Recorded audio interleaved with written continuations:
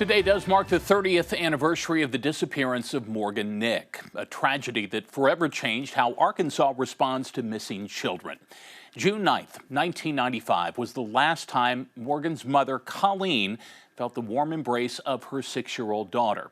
But to this day, she continues to fight for Morgan, having never given up hope. She sat down recently with Channel 7's Kaylin Clay.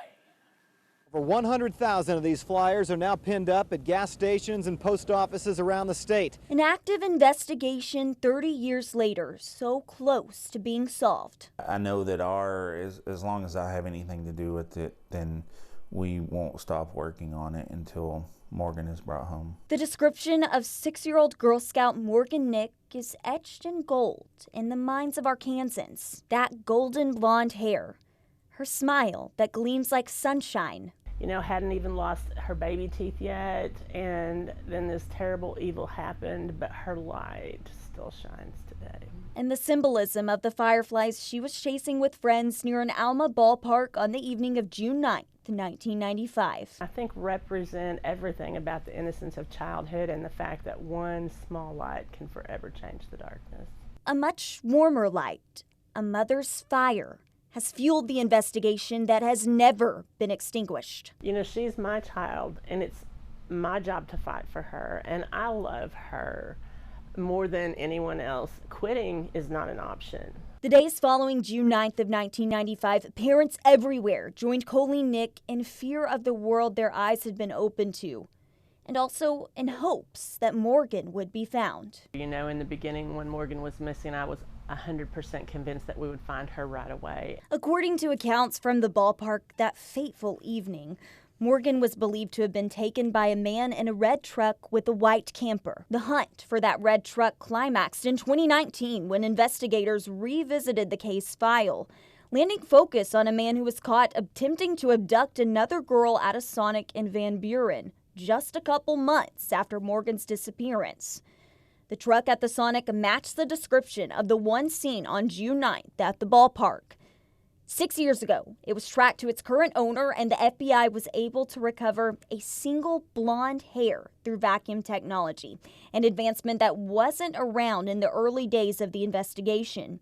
That hair was sent to a lab in Texas, and in 2024, results moved the case a step closer to closure. And it was linked to the Nick family. There's no one in the Nick family that had been in that truck, and the only possibility is that it would have been Morgan in that truck. Links died in prison in 2000 while serving time for another crime. He'll never have to stand and face justice here on earth for what he did to Morgan. He took her life, but he didn't take her voice. He didn't take her light that still shines through this foundation. The Morgan Nick Foundation was created to bring Morgan home. But throughout Colleen's years of fighting, she realized she wasn't alone in her nightmare. Conversations with moms of other unsolved crime victims like Melissa Witt, who went missing only months before Morgan, embody what the foundation does today. Knowing that her daughter had not survived and would not come home, and she looked me in the eye and she said, "It's not time to give up hope." You know, and that was one of the strongest things that anybody ever said. And it's what we have taken with us for 30 years is to let families know that it's okay to have hope. We grew from a 2-person office with no pay to an 8-person office with federal grants. And we have case managers who strictly provide intervention for families when a missing adult or a missing child case happens. Daily, they fight, they educate, and daily, the response to missing children is progressing.